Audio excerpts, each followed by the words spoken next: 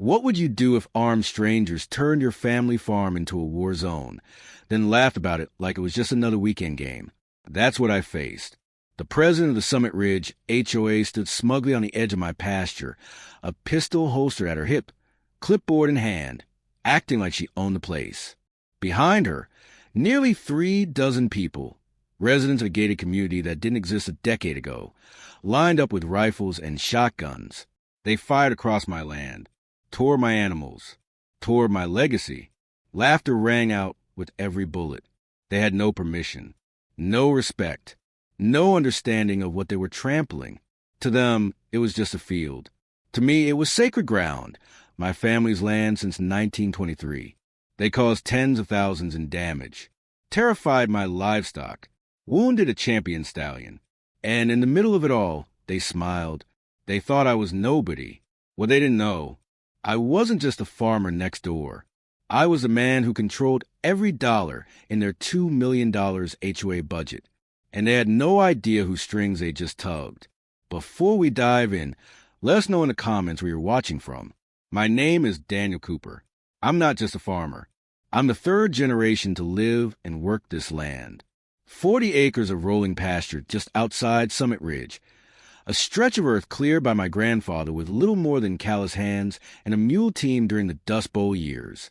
My father fought to hold it during the farming crisis of the 1980s, when banks were swallowing up family land like locusts. Now it's mine to protect. At 48, I've dedicated every ounce of myself to this place. I raise championship Angus cattle, animals that win ribbons at the state fair and fetch 5 figures at auction. I breed high-performance horses, the kind that make headlines and break records. I grow specialty hay, clean, nutrient-rich bales that dozens of local farms depend on year-round. This isn't a hobby. This is heritage. Every fence post tells a story.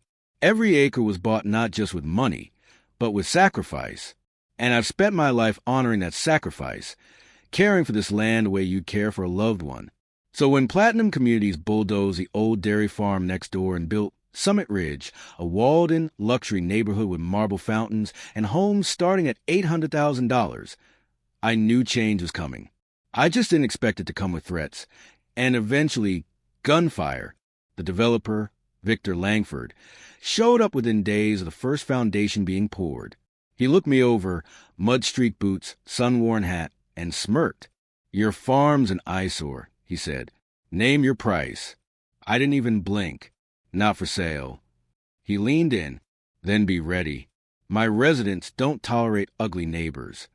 I smiled politely, shook his hand, and thought to myself, you really have no idea who you're talking to. Because long before I came back to run the farm, I spent 2 decades as a senior financial consultant. I audited homeowners associations, exposed fraud, testified in federal court, and helped send board presidents to prison. So while they saw a farmer, what they didn't see was a man with eyes on every penny they spent. They say the most dangerous man in the room is the one you don't notice. When Summit Ridge was handed off to Silvergate Property Management, their CEO, a former colleague who knew exactly what I was capable of, approached me discreetly. "Daniel," he said, "this community's budget is big and growing. We need someone who's seen how fast it can go wrong. Someone who knows where the cracks start to form." He wasn't talking about landscaping or paint colors. He meant money, the lifeblood of any HOA. He offered me the position of senior financial controller, quiet title, behind-the-scenes authority. No public meetings, no handshakes or speeches. Just one simple truth. No HOA funds could move without my approval. I had sole signatory power over Summit Ridge's entire $2 million annual budget. To the HOA board, I was a faceless name at the bottom of their funding memos, a shadow in the system. They had no idea that the man they were mocking over the fence was the same man quietly rejecting their padded expense reports, redirecting unnecessary spending, and asking hard questions about special assessments they couldn't explain. For years, it worked perfectly. The original board was reasonable. We collaborated on shared boundaries, agreed on landscape buffers, and respected each other's turf. I stayed quiet. Let them believe I was just a guy baling hay next door. Everyone won, until she arrived. Patricia Langford, real estate heiress, former high-rise developer from Chicago, and now the self-declared queen of Summit Ridge. She rolled into community with her diamond watch, monogram Benz, and the kind of entitlement that doesn't ask if it can take control, just how fast. In 6 months, she manipulated her way onto the board and seized the presidency like she was annexing foreign territory. And once she had it, everything changed. She doubled HOA fines, micromanaged landscaping down to the inch, launched vanity projects that just so happened to increase the value of homes on her street. And anyone who dared question her, targeted, silenced, buried in violation notices until they either shut up or sold out. I watched it unfold from behind the curtain, one eyebrow raised, one folder slowly filling with documents. I'd seen this playbook before. I just didn't realize she'd be arrogant enough to bring it to my doorstep. It was a Saturday morning, clear skies, good traffic, and my usual booth at the county farmer's market. I was selling honey harvested from hives my father built with his own hands. Customers smiled, kids sampled the comb, and for a while, everything felt like the kind of quiet, rural life I'd spent decades preserving. Then my phone rang. It was Elmer Jackson, my 72-year-old neighbor. He's lived up the hill since before I was born, and he watches the farm when I'm away. His voice was shaking. "Daniel, you need to get back here. Now, there's a crowd of people on your back pasture. They're shooting, Daniel. Shooting guns. Your animals are going wild." My heart dropped. "Call the sheriff." I told him, grabbing my keys. "I'm on my way." I left everything. Cash box open, honey jars half-stacked, and bolted for the truck. The 15-minute drive felt like 15 hours. As I came over the ridge, I heard it before I even saw it. Gunfire. Rapid. Echoing cracks that didn't belong anywhere near a farm. Then I saw the dust. A cloud of it rising from the back pasture, my cattle pasture, as if a herd had been stampeded. When I turned into my drive, what I found made my stomach twist. Over 30 people had set up a full-scale shooting range in my south field. They'd hauled in coolers, folding chairs, hunting blinds, even printed banner. First annual Summit Ridge HOA shooting competition. Some wore matching T-shirts with the HOA logo and shooting team in bold across the back. Targets had been stapled to my fence posts. My antique 1952 John Deere tractor, an heirloom I'd spent 3 years restoring, had been dragged out and riddled with bullets. Worse, they were shooting toward my horse stables. My prize stallion, Midnight Thunder, was thrashing his pen, bleeding from a deep gash on his flank. Several of my pregnant cows, each worth over $100,000, had broken through fencing in sheer panic. And at the center of it all stood Patricia Langford, dressed in designer shooting gear, clipboard in hand, laughing. She was collecting entry fees and cash like it was a charity picnic. That's when the rage hit. I drove straight into their firing line, slammed the truck into park, stepped out, and shouted with everything I had, "Cease fire! Cease fire now!" The shooting faltered. Heads turned. Some lowered their weapons. Others looked annoyed, like I was the problem. Patricia approached with a rehearsed smile. "Well, if it isn't our neighbor. Don't get so worked up. We're just having a little fun. This is unused land, after all." "Unused?" I said, staring her down. "That's my active farm. Those are my animals. That's my family's legacy you've turned into your shooting gallery." She rolled her eyes. "Oh, please. Your little farm is an eyesore to this community. We're actually improving the view." That was the moment I realized this wasn't ignorance. It was intentional. I was about to respond, about to let her have the full force of everything I'd held back, when I caught movement near the edge of the group. 2 teenagers, maybe 16, were laughing as they aimed their rifles at my cattle. Those are pregnant heifers worth over $100,000 each. I bellowed, charging across the field toward them. I didn't care that I was outnumbered. I didn't care that some of them were still armed. My blood was boiling, and I would have stood between those boys and my livestock with nothing but a fence post if I had to. Just as I approached, a board member, Karen Mitchell, stepped into my path, casual as if we were at a barbecue. "Relax," she said, actually smirking. "They're just kids. They won't actually hit anything from this distance. You brought firearms onto private property, lied about permission, and now you're endangering lives. I snapped. This ends now. Then sirens. Sharp. Clear. Beautiful. Sheriff Robert Callahan pulled up in his cruiser, followed closely by 2 deputies.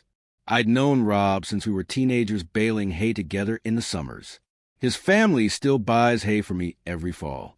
He stepped out, scanned the field, the damage, the bloodied horse, the scattered shell casings, and I saw in his face. This was bad. He didn't hesitate. "Everyone, put down your weapons and show me ID," he barked, hand resting on his sidearm. The command in his voice cut through the chaos like a blade. Patricia tried her usual charm, smoothing her jacket and stepping forward with a smile. "Officer, this is all a misunderstanding. I'm Patricia Langford, president of the Summit Ridge HOA. We're simply enjoying a weekend event on community land." Rob didn't even blink. "Ma'am, this is private property, not yours. That makes this trespassing. I can already see thousands in damage." She bristled. "We had verbal permission. Mr. Cooper, Daniel, he said we could use the field." I turned slowly, calmly, and said, "That is a lie." Rob's eyes narrowed. "He say that under oath?" "No," I said, "because I never said it. Ever." By now, more deputies were taking statements, snapping photos, and cataloging damages. My veterinarian, Dr. Amanda Reyes, had arrived and was already examining Thunder. Her tone was grim. "Daniel, he's got a deep laceration on his flank from hitting the fence. That mare's limping. Probably pulled something in the scramble. And those 2 heifers over there, they're showing stress symptoms. High risk of miscarriage." Sheriff Callahan overheard and turned back to his deputies. "Add animal cruelty to the list." Patricia's face drained of color. "This is insane," she sputtered. "We're homeowners. We're not criminals. Do you have any idea who my husband is?" He golfed with the county commissioner. Rob didn't flinch. "Ma'am," he said evenly, "upstanding citizens don't shoot at other people's animals." He turned to the crowd. "Every single person here is being cited for criminal trespass. Property damage and animal cruelty charges are pending. Anyone who tries to leave before giving their statement will be arrested." And just like that, the tide turned. What they thought was just a fun weekend event had become a crime scene. And I hadn't even started fighting back yet. By Sunday morning, the shock had worn off, replaced by something colder, sharper, the kind of quiet fury that doesn't shout or slam doors. It calculates. I picked up the phone and called Sandra Myers, the community manager at Silvergate Property Management, the firm responsible for overseeing Summit Ridge. Her voice on the other end was shaky, apologetic. "Daniel, I've already heard from 5 residents. I'm so sorry. I had no idea about the event until after the deputies were on site. This is beyond outrageous." "Sandra," I said flatly, "I need immediate access to all HOA financial records. Patricia mentioned something, special project account. I've never approved anything by that name." The line went quiet. "That's not an authorized account," she said slowly. "And if it exists, it's one I wasn't informed of either. You have full review authority. There shouldn't be anything off the books." 2 hours later, I was in her office, sleeves rolled up, flipping through files, login screens open across 2 monitors. It didn't take long. There it was. A previously undisclosed account at First Security Bank, open under a variation of the HOA's name, with only Patricia Langford's signature on the documentation. Over $117,000 had been funneled into it in the past 12 months. Where had the money come from? Unauthorized event fees, arbitrarily inflated violation fines, and one particularly bold charge listed as community enrichment contribution, a $2,500 charge levied against a homeowner who dared to question her landscaping policies. "This is textbook embezzlement," I muttered, flipping through the deposit summaries. She's creating her own income stream off the backs of the community. But that was just the surface. Digging deeper, we uncovered padded invoices from her brother's landscaping company. billed at nearly 3 times the going rate for beautification projects around her block. A $50,000 security upgrade installed exclusively near her street by her son-in-law's company. HOA funds used to purchase patio furniture, wine coolers, and custom flags for community pride. And every single expenditure bore a signature. Mine, except I had never signed any of it. She forged these, I said, holding up a falsified approval form. Sandra's face was pale now. We need to call the police. Not yet, I said, my voice calm. I'm going to handle this, but not with shouting, not with threats. I stood, gathering the files into a leather-bound folder. I'm going to do what I was trained to do. Follow the money, build the case, and pull the rug out from under her so fast, she won't remember what it felt like to stand. That afternoon, I held 3 meetings. Quiet ones, strategic ones. The first was with my attorney, Blake Walters, a former litigator with a reputation for turning civil disputes into courtroom reckonings. He took one look at the photos of my injured animals, the bullet holes in my irrigation system, and the forged permissions Patricia claimed to have, and nodded. We'll start with documenting every inch of damage, he said. Initial estimate puts you north of 30 grand. Add in potential miscarriage losses from the pregnant heifers and the stallion's therapy, you're looking at a 6-figure claim before we even hit punitive damages. The second meeting was with Diane Foster, a forensic accountant and longtime friend, who once helped me unravel a $2 million HOA fraud case in Nevada. She studied Patricia's shadow account transactions for 10 minutes, then set her folder down and looked me dead in the eye. This isn't incompetence, she said. It's criminal. There's intent. Structure. She's creating fake vendor invoices, manipulating internal accounts, and laundering HOA money into personal assets. The third and most important meeting was with Marcus Cooper, my nephew and a sharp, relentless district attorney who specialized in white-collar crime. Uncle Dan, he said after 30 minutes of reviewing the documentation, you've got her. This isn't just fraud or embezzlement. This is conspiracy. If any other board members knew or even suspected and stayed quiet, they're part of it. He closed the folder and leaned forward. You want to press charges today? I'll make the call. I shook my head. Not yet, because I had something else in mind. I want this done right. No cover-ups. No backroom deals. I want every homeowner in Summit Ridge to see exactly who's been running their HOA. I want the truth to drop like a thunderclap. Marcus smiled. You're planning a reveal. More like a controlled detonation. That evening, as the sun dipped behind the oaks that border my family farm, I received a text message from Patricia. Daniel, let's be civil. I'm willing to offer $2,000 to cover the incident. No need to escalate.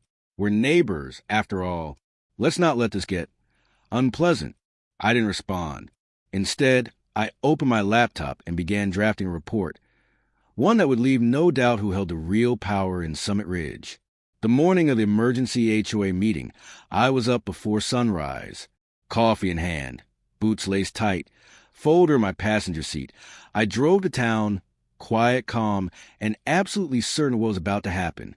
But then, an unexpected visit. Richard Ellison, the HOA treasurer, pulled into my driveway in his spotless luxury SUV. I saw the tension in his shoulders before he even stepped out. Mr. Cooper, he said quietly, I need to speak with you. Privately. I invited him in. No small talk. I poured him coffee. He didn't touch it. I didn't know, he said, voice shaking slightly. About the event. Patricia told the board she had written permission from you. She even showed us a signed document. She forged that, I said flatly. I figured, Richard replied, pulling a USB from his jacket pocket. That's why I'm here. This drive contains the records she didn't want seen. Real invoices. Real transfers. I made backups months ago, just in case. I took it. Why now? He sighed.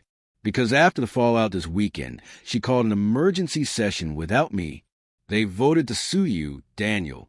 Full lawsuit, claiming you endangered them. They're announcing it tonight. And to fund it, a special assessment. $10,000 per household. I smiled, slow and steady. Thank you, Richard. I think you should attend the meeting tonight. Don't say anything about this visit.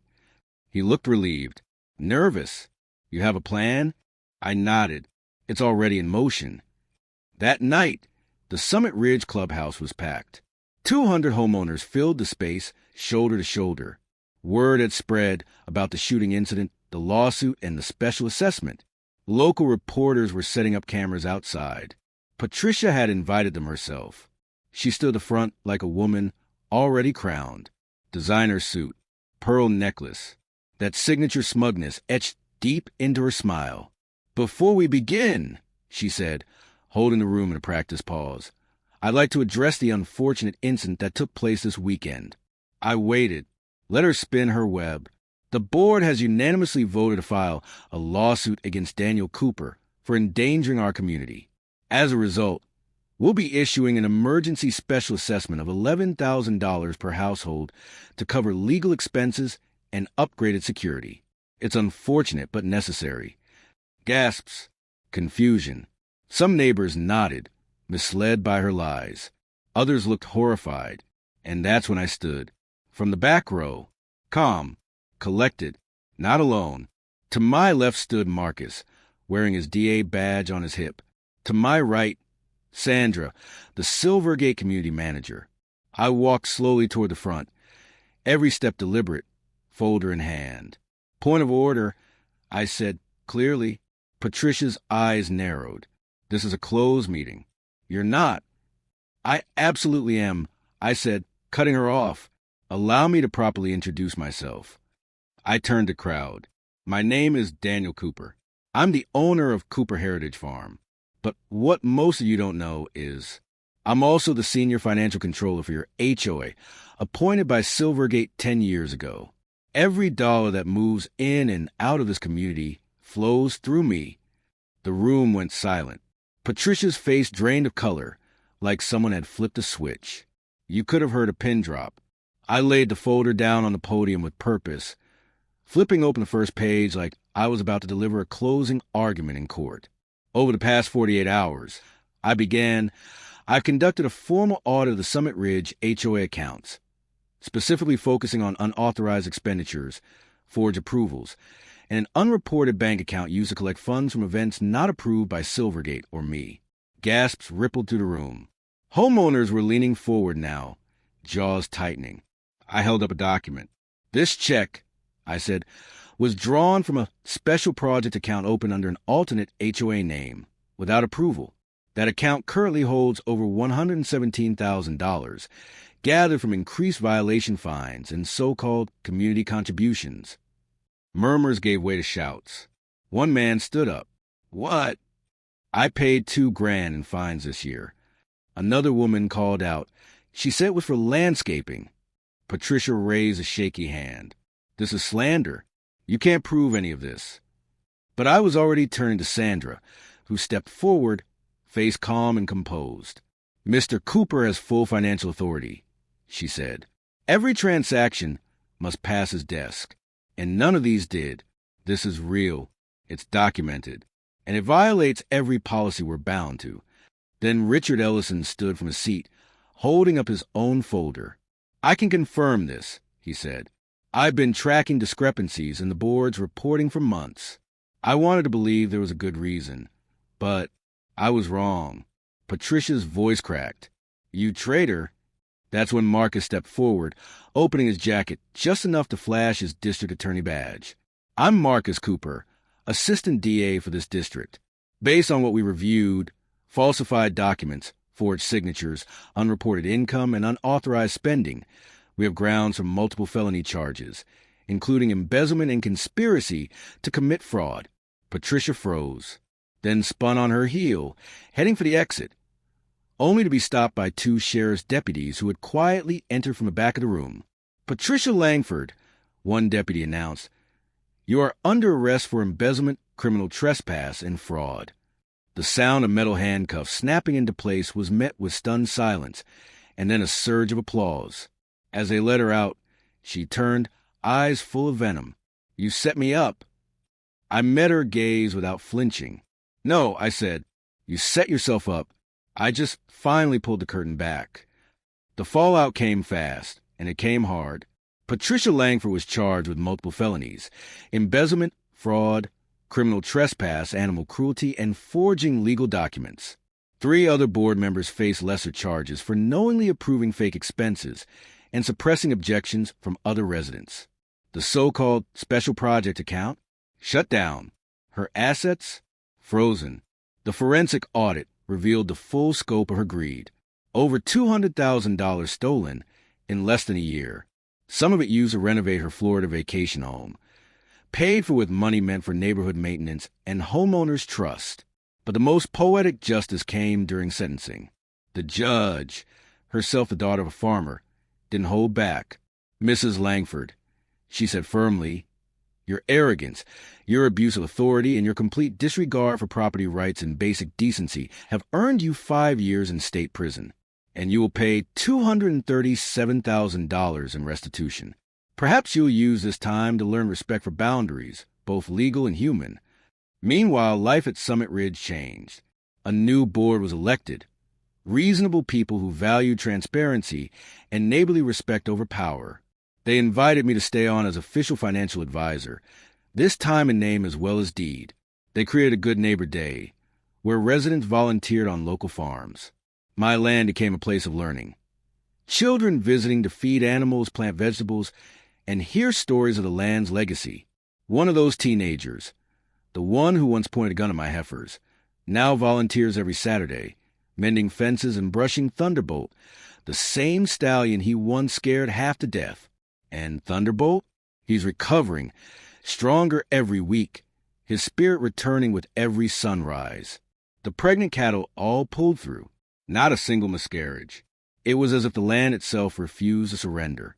But the moment that meant the most, an elderly resident stood at my gate one evening, tears in her eyes. She'd been too afraid to speak during Patricia's reign. "Thank you," she whispered. "You didn't just save your farm. You saved us." Sometimes, the people who look the smallest, muddy boots, callous hands, quiet voice, are the ones holding the biggest levers. Patricia thought I was just a simple farmer. She never realized I was also the man who could collapse her entire house of cards with a single signature. Because in the end, power doesn't come from a title, a gated community, or a designer clipboard. It comes from truth. It comes from standing your ground when the storm rolls in. And sometimes it comes from the guy next door, the one you didn't even realize was pulling the strings all along. Let us know in the comments where you're watching from. And remember, always treat the quiet ones with respect. You never know what battles they've already won.